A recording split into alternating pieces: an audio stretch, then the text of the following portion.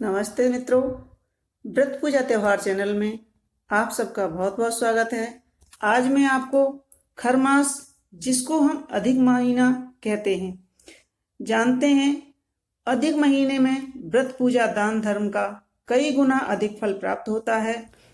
पुरुषोत्तम मास की संपूर्ण 31 कथाएं मैं क्रमबद्ध आपको प्रतिदिन सुनाऊंगी। 31 दिन तक अलग अलग कथाएं इस व्रत पूजा त्योहार नाम के चैनल में आपको सुनने को मिलेंगी और मैं आपको विश्वास दिलाती हूँ कि जो भी व्यक्ति इस कथाओं को 31 दिन तक लगातार सुनेगा, भगवान उसकी सभी मनोकामना अवश्य पूरी करेंगे। पुरुषोत्तम मास का महात्म। प्रथम अध्याय, सूत जी का मुनियों से तीर्थों का वर्णन तथा सुखदेव जी का आगमन। भक्तों को कल्प वृक्ष वृंदावन में लीला विनोद करने वाले वृंदावन बिहारी अद्भुत पुरुषोत्तम भगवान को मैं नमस्कार करती हूँ। नरों में श्रेष्ठ भगवान नर नारायण को नमस्कार करती हूँ। माता सरस्वती तथा जगत गुरु व्यास जी को सत्कार्य में सफलता प्राप्त करने के निमित्त प्रणाम करती हूँ। नैमिषारण्य क्षेत्र में यज्ञ करने की इच्छा से बहुत से मुनि आए। जिस भक्तों को कल्प वृक्ष वृंदावन में लीला विनोद करने वाले वृंदावन बिहारी अद्भुत पुरुषोत्तम भगवान को मैं नमस्कार करती हूँ। नरों में श्रेष्ठ भगवान नर नारायण को नमस्कार करती हूँ। माता सरस्वती तथा जगत गुरु व्यास जी को सत्कार्य में सफलता प्राप्त करने के निमित्त प्रणाम करती हूँ। नैमिषारण्य क्षेत्र में यज्ञ करने की इच्छा से बहुत से मुनि आए। जिस मुनियों के नाम इस प्रकार हैं: अस्ति, देवल, पेल, सुमंत, पिपलान, सुमति, कश्यप, जावाली, भृगु, अंगिरा, राम वामदेव, सुतीक्षण, सर्भंग, पर्वत, आपतस्तम, मांडव्य, अगस्त, कात्याय, रथितर, शंभु, कपिल, रैम्भ, गौतम, मुद्गल, कौशिक, गालव, क्रतु, अत्रि, भृभु, त्रित, शक्ति, बुद्ध, बोधायन, वसु, कौंडिल्य, पृथु, हारित, धूम, शंकु, संकृति, शनि, विभांडक, पंक, गर्ग, काणाद, जमदग्नि, भरद्वाज, धूमय,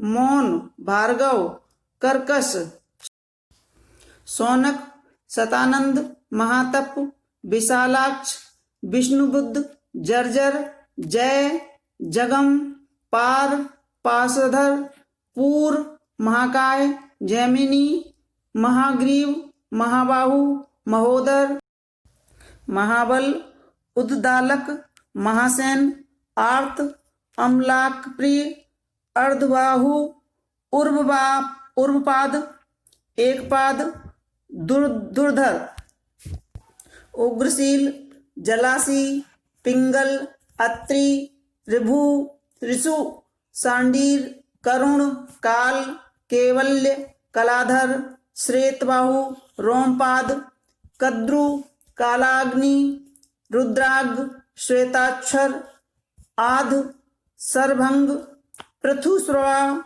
आदि ब्राह्मष्ठ और वेद पाठी ऋषिगण अपने शिष्यों सहित लोक कल्याण करने के विचार से एकत्रित हुए, क्योंकि वे ये सदैव परोपकार में लगे रहकर वेदानुकूल कर्म करते हुए दूसरों के हित में संलग्न रहते थे।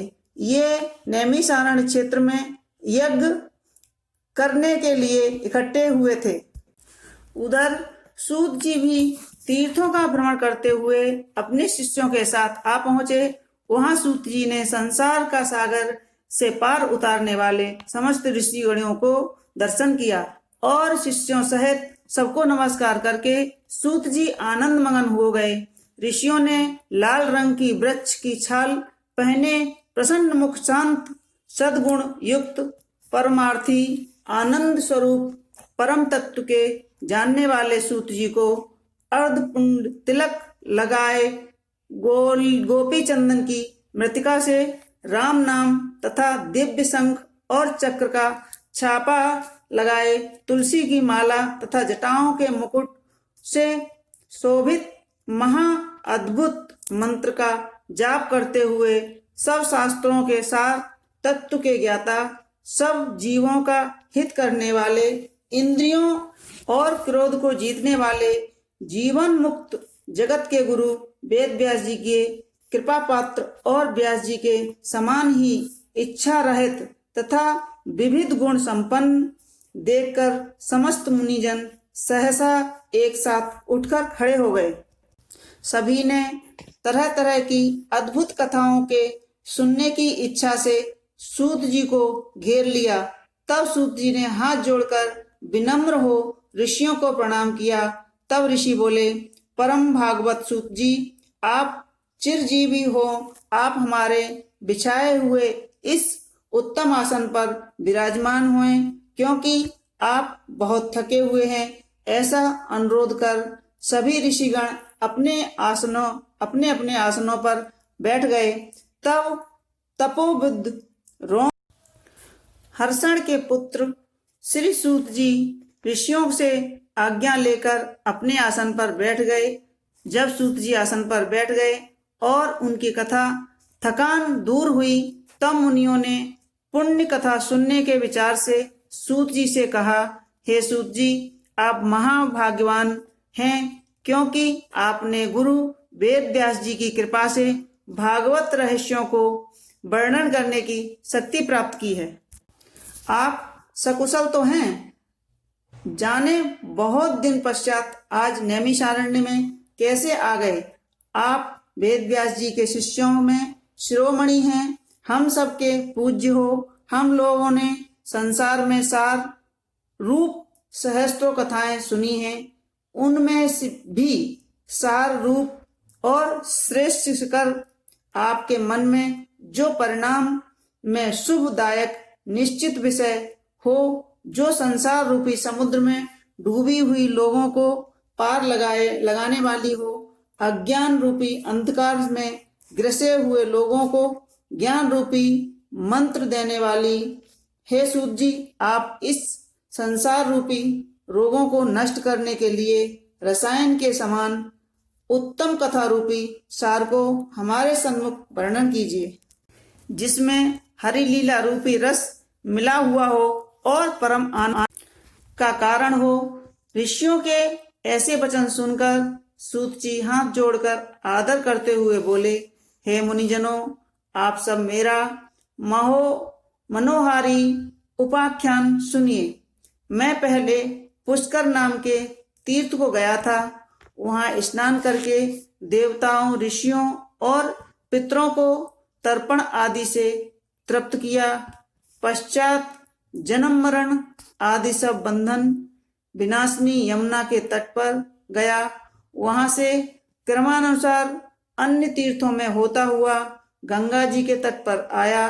फिर काशी होकर पहुंचा। वहां पितरों को श्राद्ध किया। त्रिवेणी और कृष्णा होकर गंडकी में स्नान करता हुआ पुलह मुनि के आश्रम में गया।